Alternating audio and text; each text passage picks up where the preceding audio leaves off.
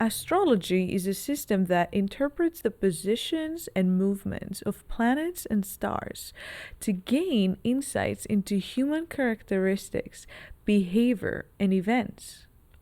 But what do you know about human design, birth charts, and the impact of colors? It is interesting because we are more in control than we think.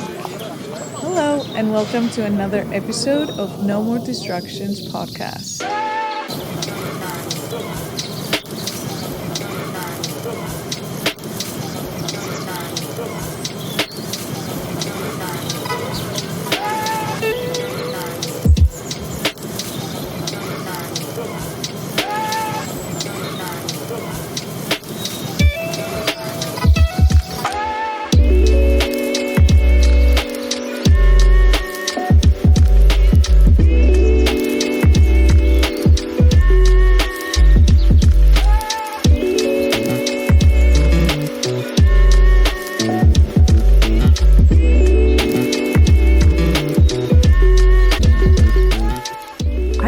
Ilona back for an episode packed with resources and tools that will bring us one step closer to unleashing our inner wisdom and take us deeper into our self-awareness journey.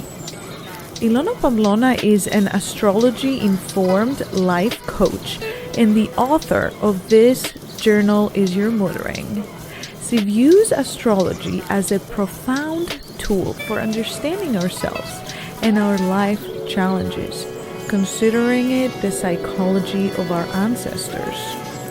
Through her extensive training and background in life path astrology, integrative nutrition, and health and wellness coaching, she offers a unique blend of knowledge. Ilona assists numerous women in reconnecting with their inner selves, life's purpose, and the power of their emotions, all guided by the wisdom of the stars. Her approach involves helping clients understand their birth charts and using astrology as a compass to stay on the right path. Ilona's work goes beyond astrology, integrating various modalities and spiritual insights to help individuals uncover their true potential and find answers to life's questions. Let's get into our conversation with Ilona.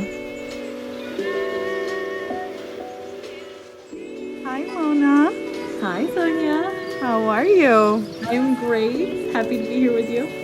I'm very happy as well. I just gotta say, it's a little bit of like a full circle right here moment because my first ever episode for this podcast, I did it with you on manifesting. So here we are again for my third season of this podcast, talking again with you.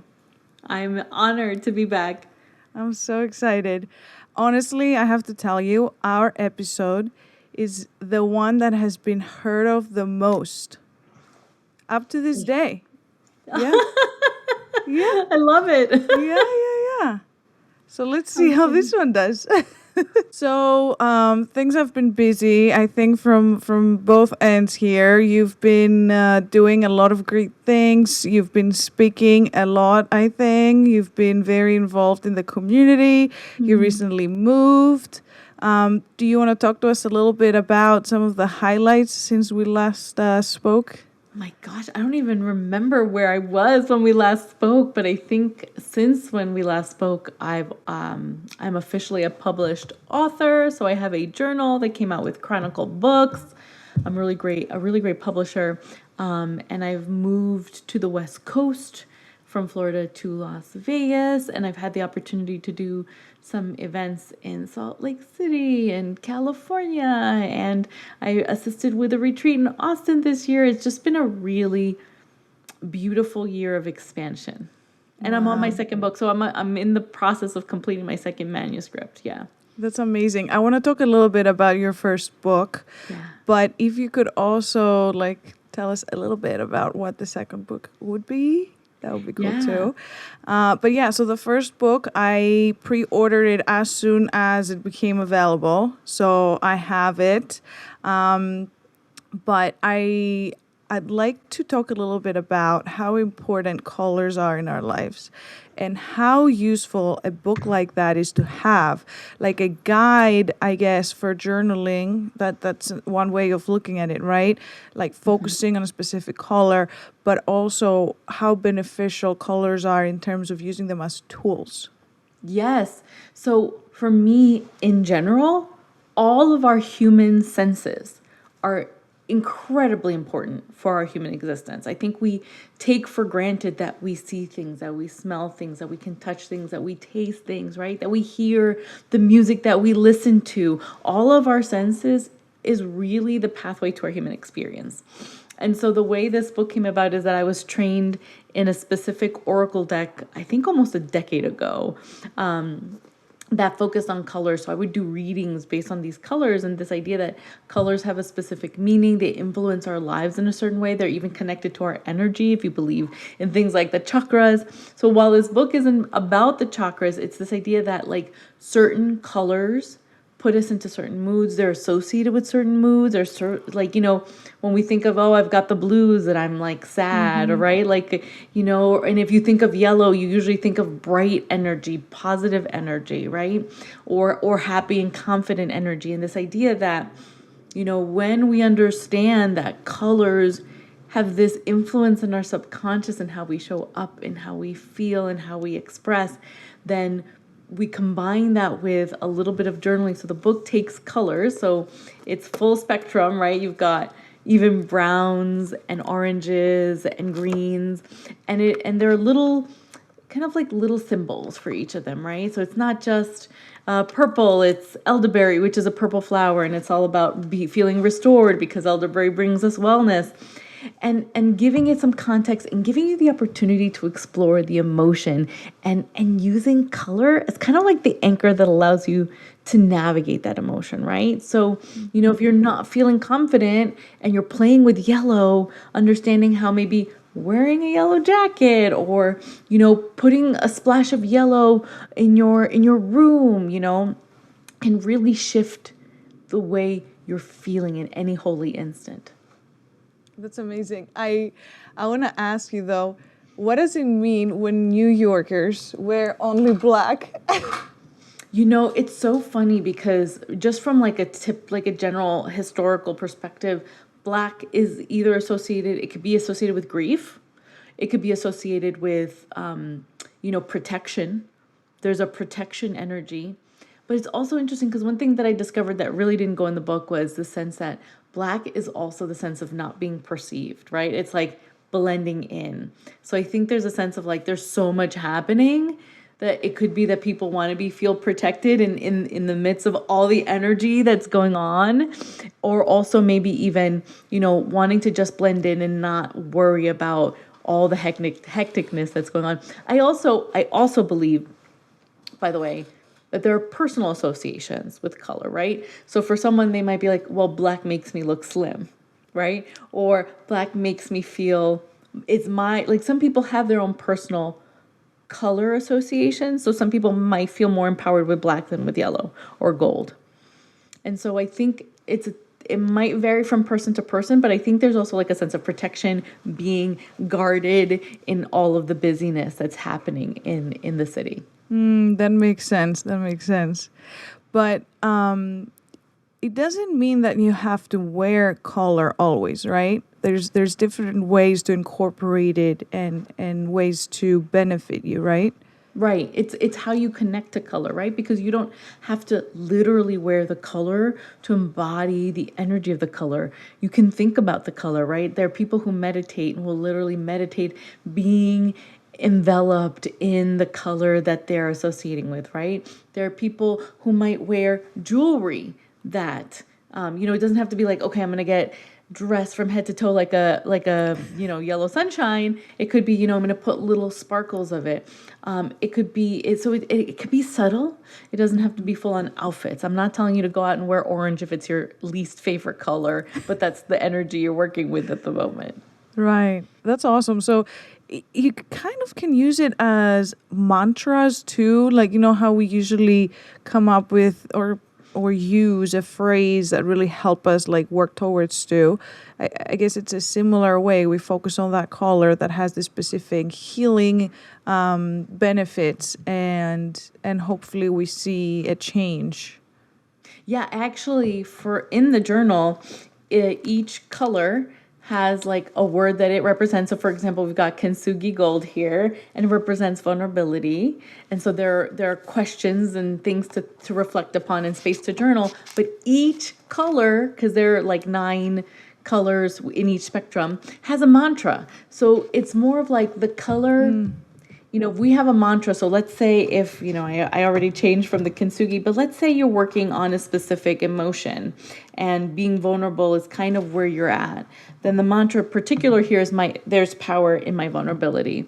And then seeing that color will elicit the mantra. I think it's like it's an accompaniment. The color accompanies the mantra so that when you have that visual, right? Because that's a visual, the color is a visual connection to the mantra. The mantra is a mental space, right? And you have this mental visual connection. So whenever you see the kintsugi gold, power is there's power in my vulnerability, right? Like it connects, color will connect what's in your subconscious and bring it to your consciousness. Wow. That's awesome. Yeah. So if I don't know what a color's benefit is, right? How do I go about using the journal the other way around? So so far we gave 2 instructions to how to use a book, but I've had the secret third instruction. So the first instruction, you've got all the colors that might be in red and you get to pick which red you want to work with. But the secret off the menu, what I call the off the menu version of using the book is some people have just been saying, hey, let me be guided to the color that maybe I need to see in the moment. And they'll just take a moment, they'll connect with the book, kind of like an oracle card. They'll set an intention, they'll open the book, and whatever color comes up is what they get to work on. And guess what? I opened back up to kintsugi gold, even though I just... No way. Yeah. So it shows you how clearly I get to work on this vulnerability thing today because it just keeps on popping up no matter what I do when I open the book. And so I've had a lot of people that's how they're using it. They'll say, hey, I just connected the book, open where it is, and it's exactly the energy that I needed to work on that day or that morning. So that's the secret menu way of using this book. Love that. I'm going to go home and I'm going to try that. I'm going to use it as an oracle card. Yeah. Like, that's amazing. I'm going to meditate and then I'm going to connect with the book and open it up, and I'll get back to you and I'll tell you what color popped up. I would love to hear that because at the end of the day, everything's energy. This book was made for people who may not be necessarily into manifesting and energy and spirituality and giving them like an opportunity to play with emotions and colors in a fun way. But for me, everything's energy. So there's no way you're not going to have a synchronicity with whatever way you use the book. Mm-hmm. So you got inspired a lot by the color readings you were doing, right? Yeah, exactly. So what is bringing you to write a second book? Like, it's something new for you, right? It's not like you were like a writer forever. So what inspires you to write? That is I will say in general, my muse of what I get to write is personal development. Like the idea that I have really studied stuff for a very long time, maybe not as formally as others. I may not be as well known as others, but I just have this, beautiful opportunity to present what I know. And right now, my biggest influence and inspiration is astrology and human design. So, this next book, I can't give out too many details, but it is human design related because it is such a hot topic. People are really loving what information human design can present to our own personal development. And I've been studying it probably since the beginning of the pandemic. And I've been lucky enough to be able to say, okay, I get to introduce this to people who maybe be new to it because it's so it can be complicated, but I love making things like astrology, human design, all these esoteric things. I love making it easy for the everyday person. Like, it doesn't have to be scary. It doesn't have to be, when people think of astrology and oracle cards, I think the average person thinks of a woman in a woods with like the fire on a cave. It feels very like secret, and I'm like, it doesn't have to be secret. These are tools, just like we use strengths finders or the Myers-Briggs. Like, in a way, all of these tools are just as potent for helping us understand our personal, professional, emotional, relational lives.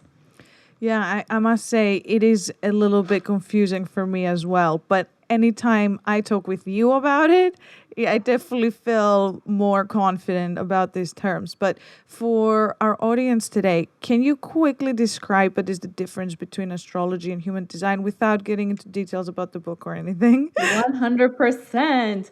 So both of the systems use our birth information to calculate where the planets were the moment we were born. So even though human design isn't astrology, it's influenced by it. So astrology is clearly taking where the planets were the moment you were born, creating that snapshot, and that's your birth chart, right? Like the snapshot of where the planets were. And interestingly enough, I don't know if you know this, astrology comes from Greek, astrologos, the story of the stars. So it's, or the speech of the stars. It's what is the story these stars are telling about your life. So for me, astrology tells us the story of your life, what you came here to, experience. Every planet and sign has a shadow and a benefit, like a better side and a shadow side. And depending on how you choose to use your free will, you'll either be, either the perfectionistic Virgo or the healer Virgo, the indecisive Libra or the peacemaker Libra, right? Like, every sign has a shadow and a gift, right? But it's the basic story of your life.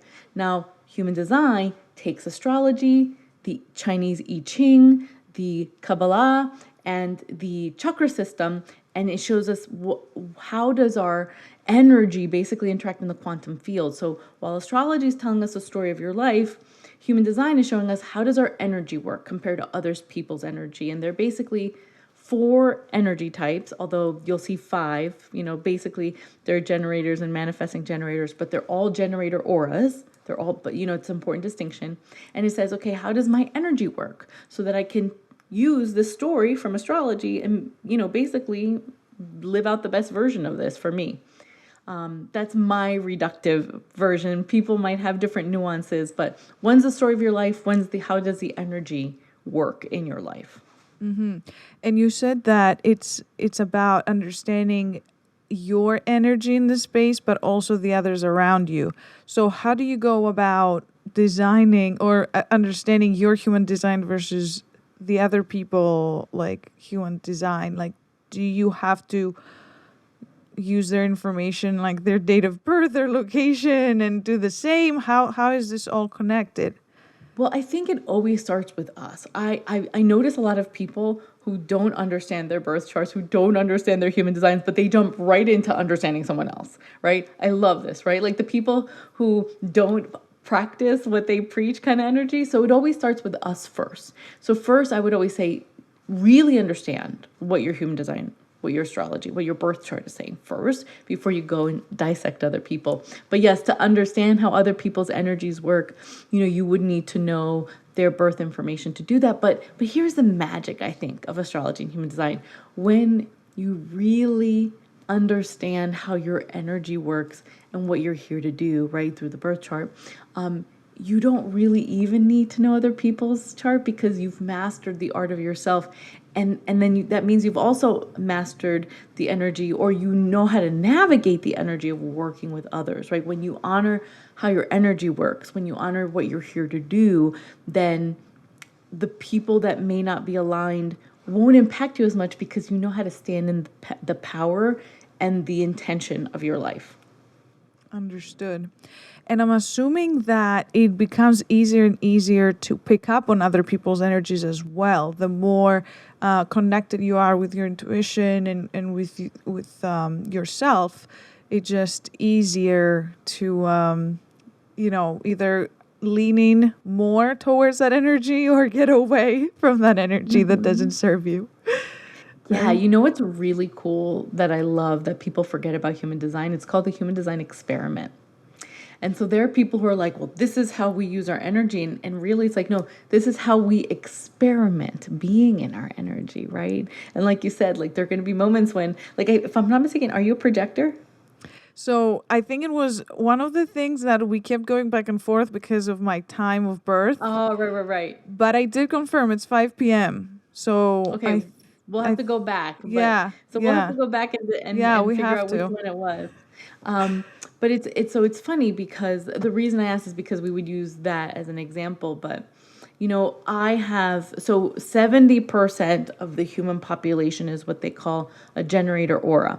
They fall either in the generator or the manifesting generator camp, but they're both generator auras. And the big thing about the primary foundation of both those designs is that they have an open and enveloping aura, and that they're here to use their sacral their sacral authority or their sacral energy to really kind of get that gut feeling of what's aligned with them or not. And I've had clients and friends that experiment with this, like, ooh, I logically know I should do this, but I'm getting this gut feeling that it's not working for me.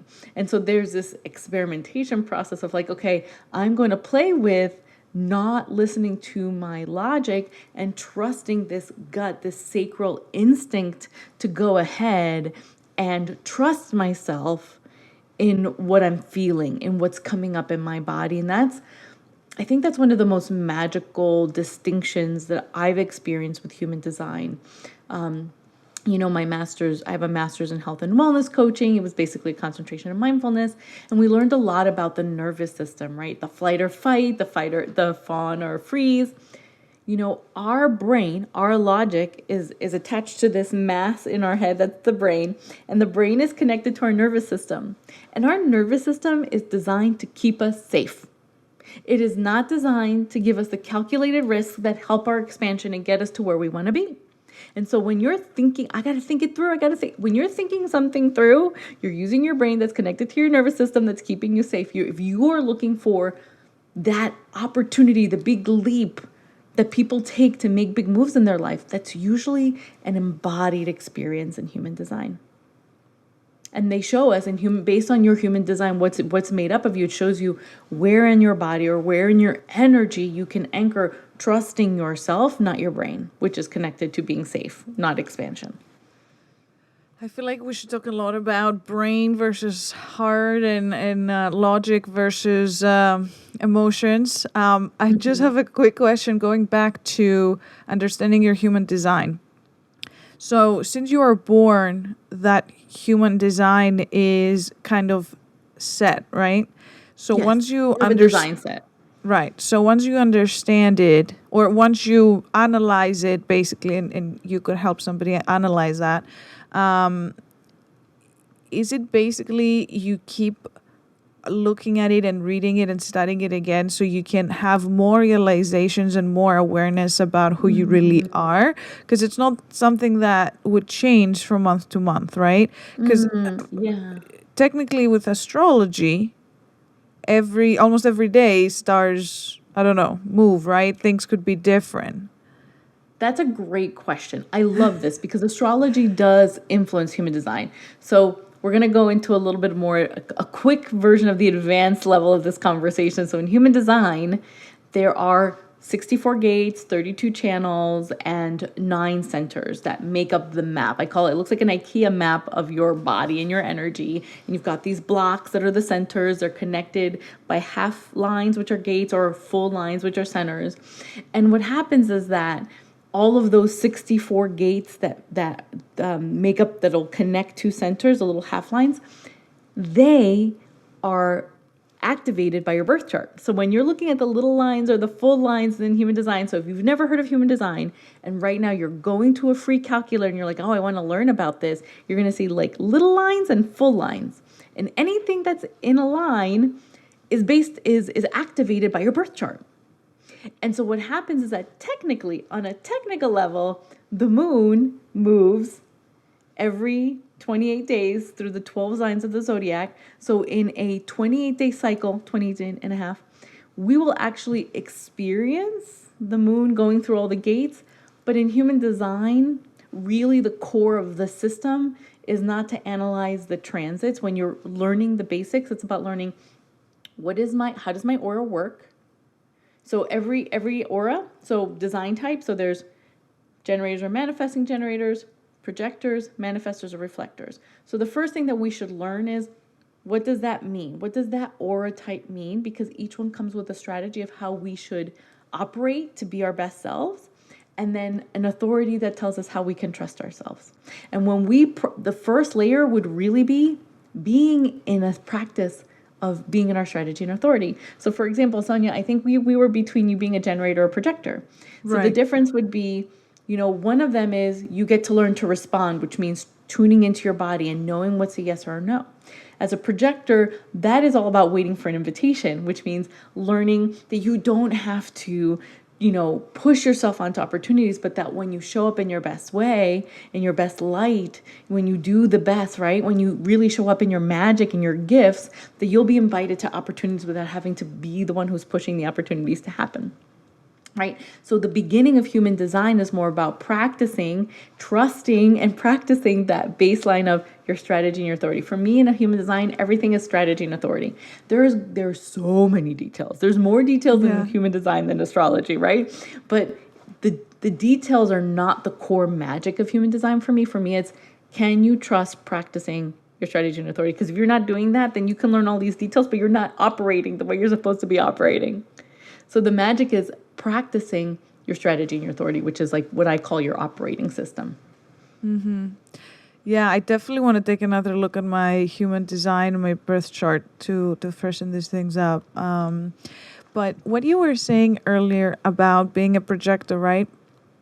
It's also a little bit about law of attraction, like setting things out in the universe, kind of going back a little bit to that manifesting episode we had, and kind of things coming to you without necessarily making specific moves or actions for that to happen, but it just like happens. And then at the same time, you're not as surprised, you're kind of like ready for it because it's something you've been working on it for a while. So I think there's a lot of people that I've met that they still don't really believe or understand that, right? Mm-hmm. And I really want to find different ways to influence these people to believe in that. So how do you push someone or maybe show them in different ways that this is something they could explore? Mm-hmm. Yeah, so I do it through astrology and human design, right? I think, so for example, there are a lot of people who don't believe in astrology because all they know is their sun sign, but you've got 12 planets, hundreds of asteroids that when you see the whole story, you're like, oh my gosh, all of that's in my birth chart? Yeah, all of that. You're not just a Libra, you're not just a Cancer, you're not just a Leo. You have all these things in you. And then with the human design, I've brought that into the astrology piece, because then we go, now that you know your story, this is how we're going to play with your energy. And it becomes a play of trying new things, because what's that Albert Einstein quote? Insanity is doing the same thing over and over again, expecting different results, right? So we have been conditioned, and they talk a lot about that in human design conditioning. We have been conditioned to do things, to work hard and effort. Like there's this efforting condition. There's this experience and this narrative in society that everything has to be hard, everything has to be an effort. But there's this magic that happens when we surrender and we allow life to play with us instead of us making life happen. And so for me, that's why I bring coaching in. To be honest with you, the way I do it is I bring these tools. These are tools that I bring into the coaching container to help people play with new ways of being in their life so that they can see they can do things in life differently.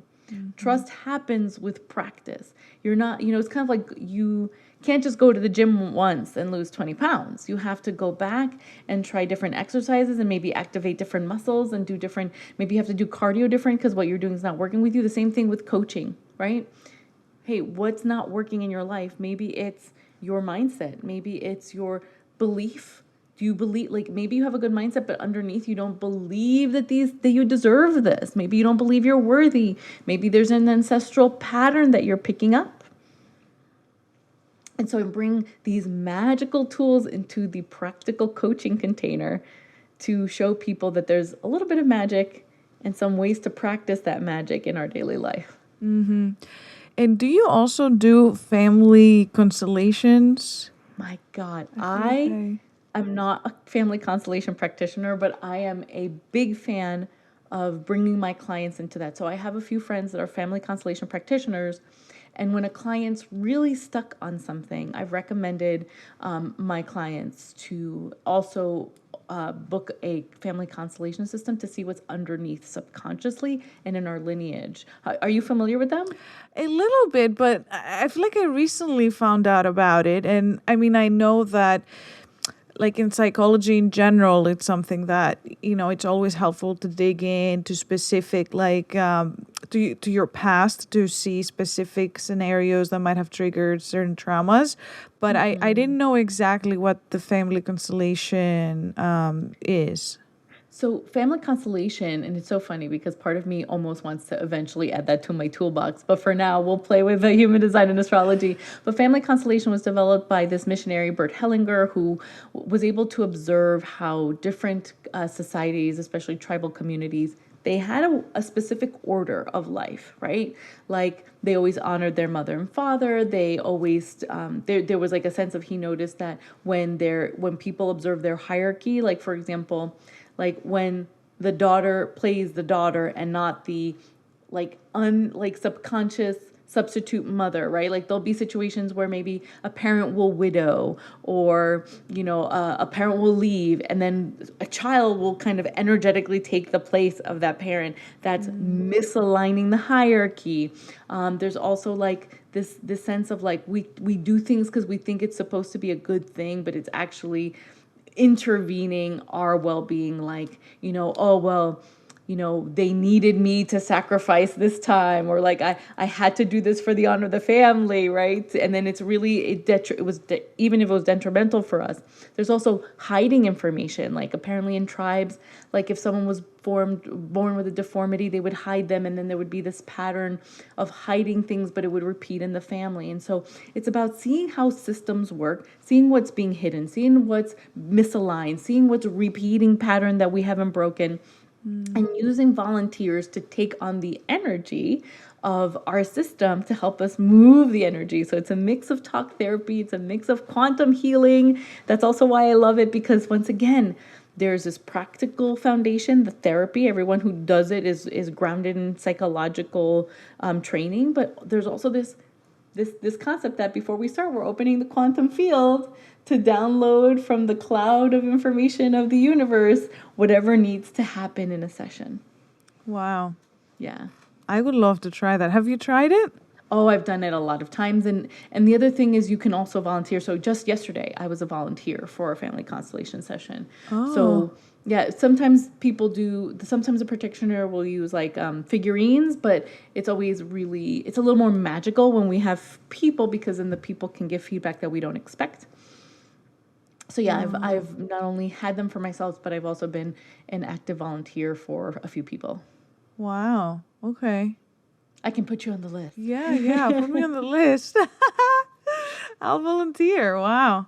That sounds amazing. Yeah. Yeah, there's so many things out there. And I know you're a very curious person like me. So I'm sure, you're like, ooh, should I do it? Should I become a practitioner? And I can tell you, Sonia, for like probably the past 25 years, I've tried things that no one has tried, because I do believe that there are so many ways to access magic, healing, consciousness. There's more than what we're being told, and not, I think some people are gatekeeping, but I think just some things got lost, some things got hidden, and I just love being able to find all the ways that we can access this magic. Yeah, no, totally. And I think there's nothing wrong with that. And I really believe into if you are curious, to keep trying to learn more and try different things. Like I don't think that we are meant to find one thing and get like pigeonholed in that and just try to become the first, the best, right? Like I know if you think of sports, like sports is a very, very competitive environment where you always have to, yeah, be super dedicated and try to be the first one. And I get it. I am a competitive person in certain like instances and I understand that, but then you don't open up yourself in all these other things that exist in this world. You know what's interesting? What you just said really resonated with something that happens in human design. So in human design, each of the big blocks, the centers, represents a theme of life. And one of the blocks is called the identity center or the G center, and it's all about, the theme of purpose, identity, love, finding direction. And so when someone has a defined, they're the type of people that are going to be very clear of the direction. For me, someone having that defined is the kind of person that, knew they were going to be a school teacher in elementary school, retired teacher. Like that was the thing, right? Like that thing that you said where it's like you dedicate it. But I have an open G center, and I used to be like, I need to figure out what I'm supposed to do. I need to figure out who I'm supposed to be. I need to figure out what my path is. And when I found out in human design that was open, and the point of having that open was exploring. It's not about having a specific direction, but exploring and understanding what having different directions is, and like understanding what direction is by taking different directions. Then it gave me the peace of mind to try different things rather than being like, well, this has to be the thing, right? Me from when I was in higher education, and now I'm doing this. And I used to joke that every decade of my life has been a different lifeline, like a lifetime. And now I'm open, like, okay, I'm doing this now. In 10 years, I might be doing something different, but now I'm not looking for direction. I'm allowing the direction to inform what I need to know in the moment of my life. Yeah, totally. And I think when you realize that, you're not as stressed about when will I get there or how will I get there and what is next. You just like let yourself feel the now, experience the now, and then the next step is going to come to you. Like you just can't predict the future. There's so many things that could change. You like we change, or we realize different things about ourselves. Our environment changes, the world, like socially, economically, like everything is so different politically. Yeah, it just, and that's why I always say it's great to have dreams. It's great to say, it would be great if I could have that, or if I can get there, or but you can't like hold yourself to that idea, and the way you live your life is against that idea. Well, and I think that's part of the conditioning of our lives, like, that things have to be a certain way. Like it's more about curiosity, right? Some people are going to do better with a fixed direction, but some people are going to do better with an open mind. And even people with a fixed direction, here's the thing, everyone came here to learn something. But everyone came here to learn something in the now, in the moment. There are going to be highs and lows. There are going to be good times and bad. There are going to be like wild card moments that we never expect. But if we don't understand that we're all here to learn something, and what I'm here to learn might not be what you're here to learn, or X is here to learn, or neighbor's here to learn. Like, I think there's this conditioning that everything has to be the same, that everything has to follow a pattern. But really, we're a whole bunch of wild card variables put on a floating rock that's somehow not thrown us off of course. And our job is to really learn how to coexist in these unique individual expressions in a way that everyone gets to be free. Everyone gets to be individual. Everyone gets to work together, but it doesn't have to be like, this is the only way.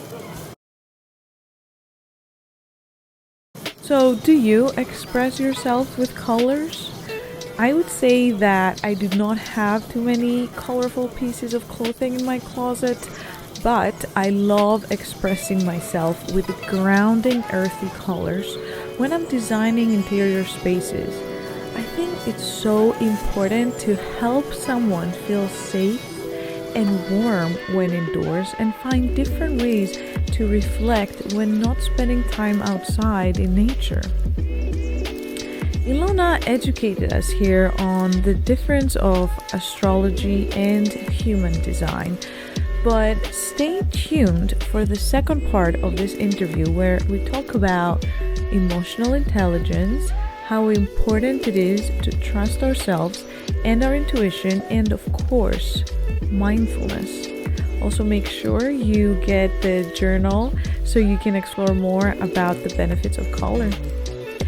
To learn more about Namaste City and this podcast, please visit namastecitylife.com and feel free to drop us a message by visiting the Contact Us page. You can follow Namaste City on Instagram or Facebook. If you have not already done so, please go to Spotify or Apple Podcasts and subscribe, rate, and review the podcast. Thanks for listening to No More Distractions by Namaste City, hosted by me, Sonia. Today's episode guest was Ilona Pamplona. You can connect with her through her Instagram account at Ilona, Ilona, Pamplona, Pamplona.